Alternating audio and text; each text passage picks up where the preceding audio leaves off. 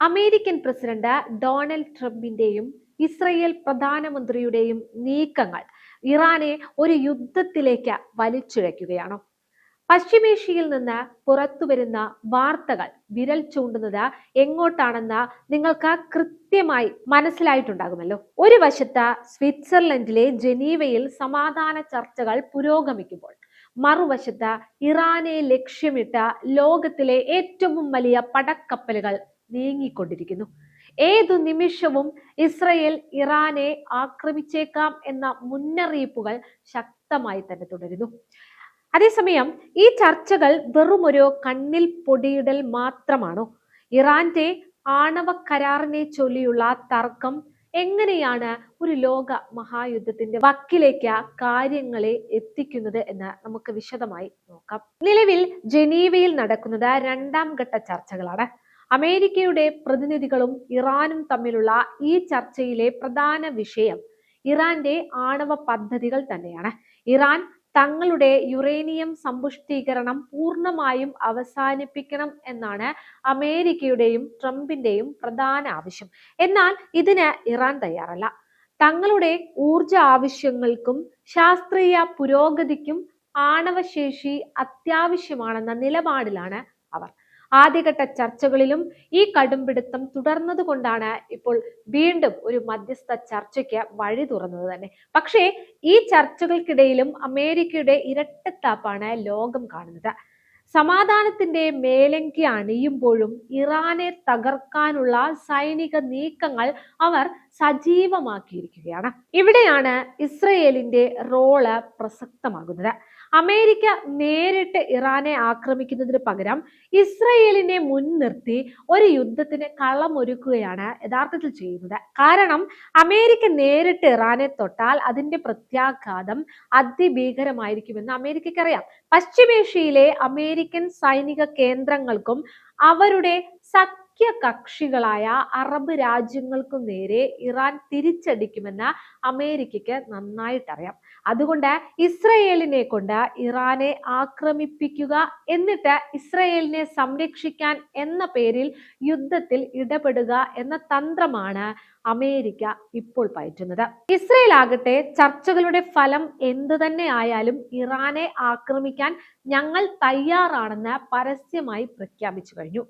ഈ സംഘർഷം പശ്ചിമേഷ്യയിലെ മറ്റ് രാജ്യങ്ങളെ എങ്ങനെ ബാധിക്കുമെന്നത് ഗൗരവകരമായ വിഷയമാണ്.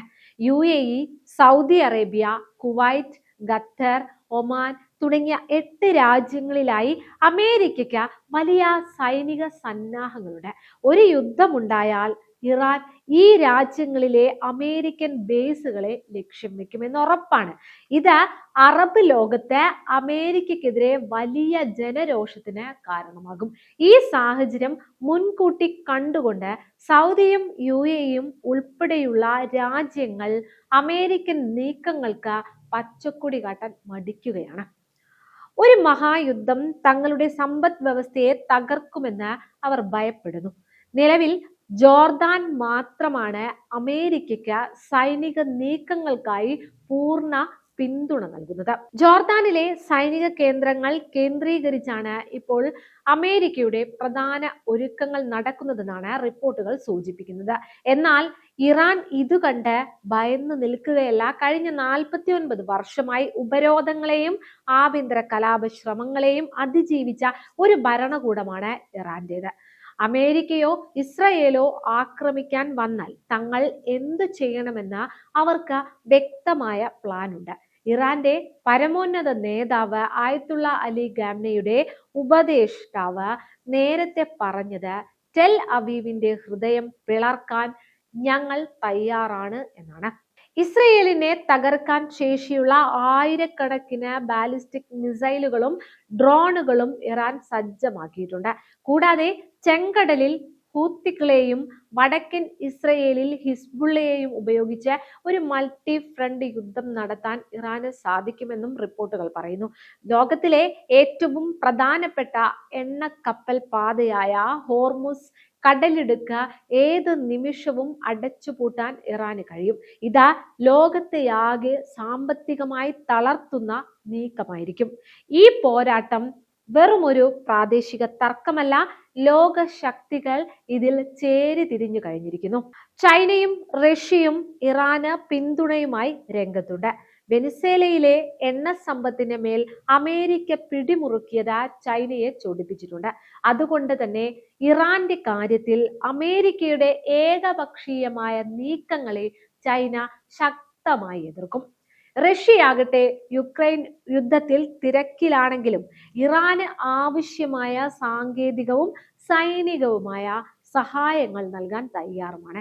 ചുരുക്കത്തിൽ ഇസ്രയേൽ ഇറാനെതിരെ ഒരു മിസൈൽ തൊടുത്താൽ അത് അമേരിക്കയും ഇസ്രയേലും ഒരു വശത്തും ഇറാനും റഷ്യയും ചൈനയും മറുവശത്തുമായി നിൽക്കുന്ന ഒരു മൂന്നാം ലോക മഹായുദ്ധത്തിലേക്ക് കാര്യങ്ങളെ എത്തിച്ചേക്കാം.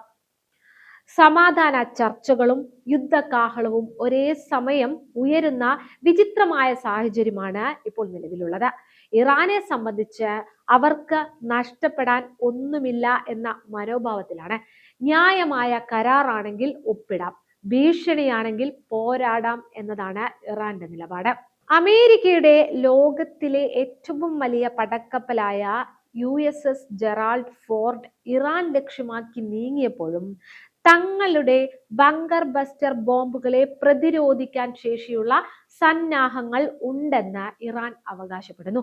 ലോകം ഉറ്റുനോക്കുന്നത് ഈ ചർച്ചകളിലേക്കാണ്. ഒരു ചെറിയ പിഴവ് പോലും ഏഷ്യയെയും യൂറോപ്പിനെയും ഒരുപോലെ ബാധിക്കുന്ന വലിയൊരു ദുരന്തത്തിന് കാരണമായേക്കാം.